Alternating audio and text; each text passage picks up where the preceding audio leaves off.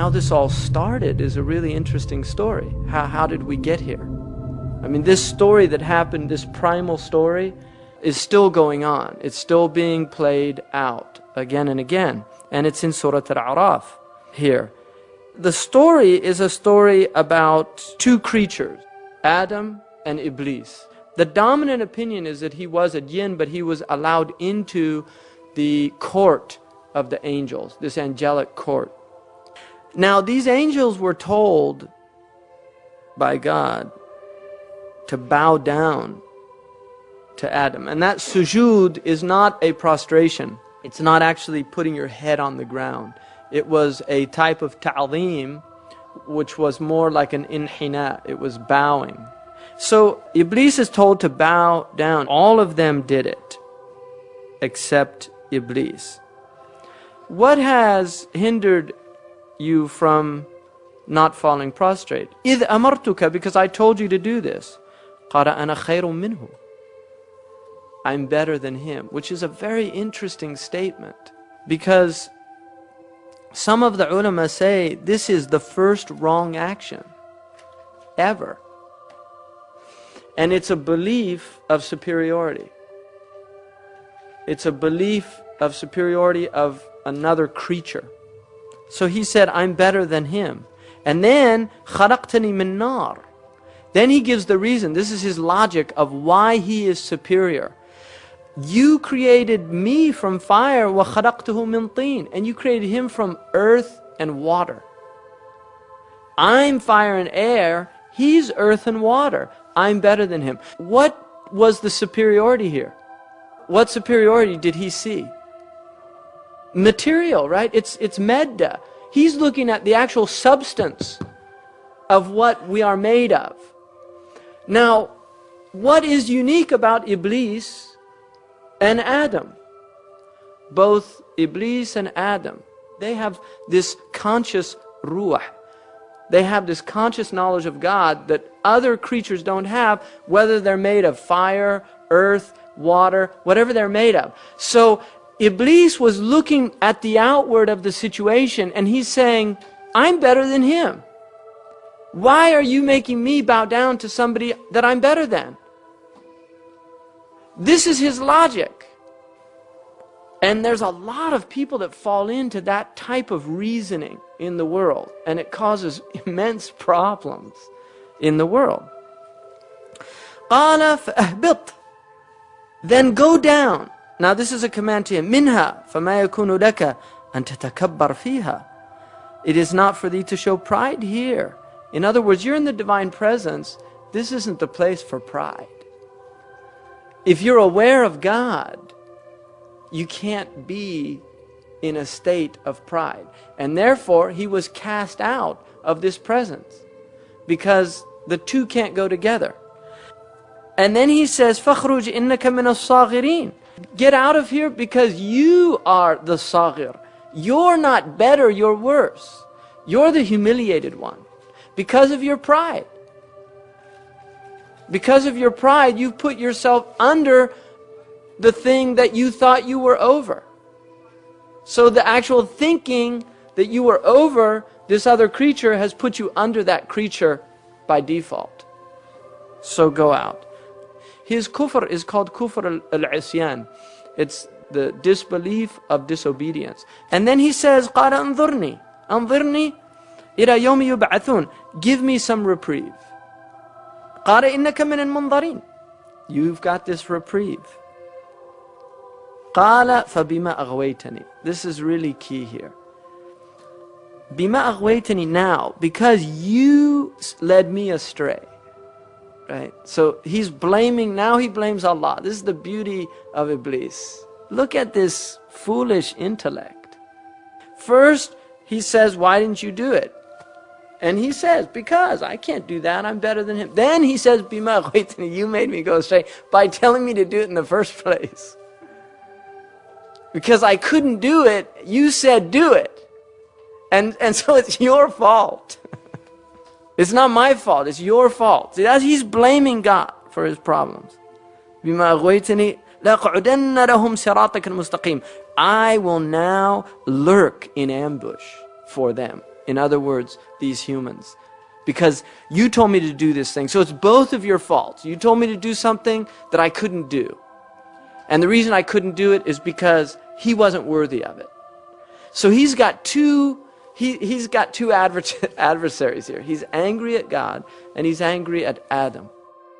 And then he says, ثُمَّ لَأَتِيَنَّهُمْ مِنْ بَيْنِ أَيْدِيهِمْ, and I will come upon them from before them, وَمِنْ خَلْفِهِمْ, and behind them, وَعَنْ أَيْمَانِهِمْ, and to their rights, وَعَنْ شَمَائِلِهِمْ, and to their lefts, وَلَا تَجِدُ أَكْثَرَهُمْ شَاكِرِينَ, and you will not find most of them filled with gratitude.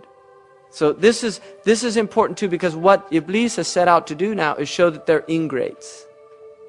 That's what he wants to do. He wants to show God that you made a mistake, you shouldn't have made him the Khalifa, the Caliph on earth, and you're going to see that they're not going to be grateful for what you've given them in the first place.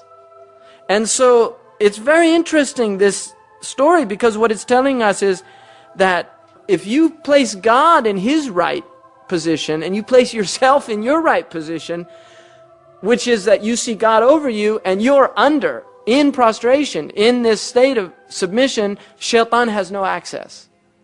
When does shaitan flee according to the hadith? When you're in sajda. Because he can't bear that. Humility before God. And then Allah again, قَالَ خُرُجْ مِنْهَا مَذْءُومًا مَدْحُورًا. He banished them again, degraded, banished.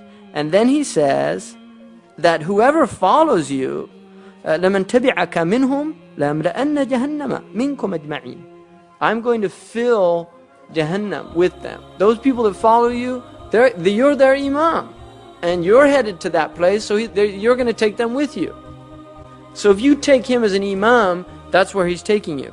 So Allah gave him the ability to go into our bodies and play with our minds, to be able to so inconspicuously sound in our mind as if it is our own deep thoughts, but it is actually shaitan saying his worst and evil words into our mind, whispering into our ears. And then shaitan said,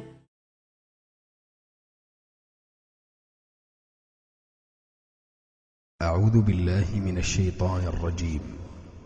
ولقد خلقنا الإنسان من صلصال من حمأ مسنون والجان خلقناه من قبل من نار السموم وإذ قال ربك للملائكة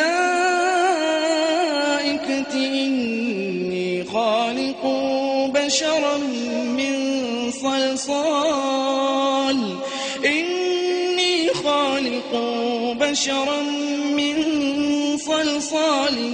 من حمأ مسنون فإذا سويته ونفخت فيه من روحي فقعوا له ساجدين فسجد الملائكة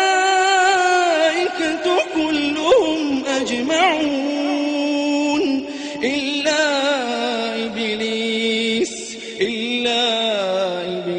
أبى أن يكون مع الساجدين قال يا إبليس ما لك قال يا إبليس ما لك ألا تكون مع الساجدين قال لم أكن لأسجد لبشر خلقته من صلصال من حمأ مسنون قال فاخرج منها فإنك رجيم وإن عليك اللعنة إلى يوم الدين قال رب فانظرني إلى يوم يبعثون قال فإنك من المنظرين إلى يوم الوقت المعلوم قال رب بما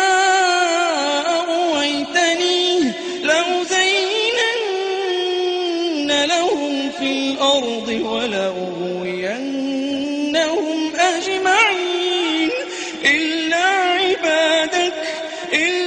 عبادك منهم المخلصين قال هذا صراط علي مستقيم إن عبادي ليس لك عليهم سلطان إلا من اتبعك من الغاوين وإن جهنم لموعدهم أجمعين لها 7 أبواب لكل باب منهم جزء مقسوم اللهم أجرنا من النار إن المتقين في جنات وعيون إن المتقين في جنات وعيون ادخلوها بسلام آمنين ونزعنا ما في صدورهم من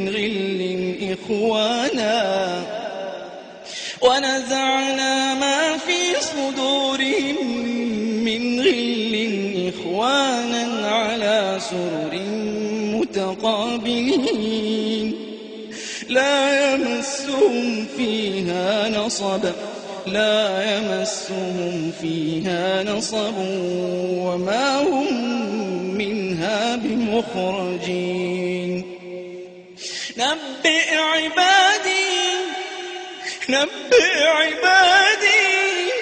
نبئ عبادي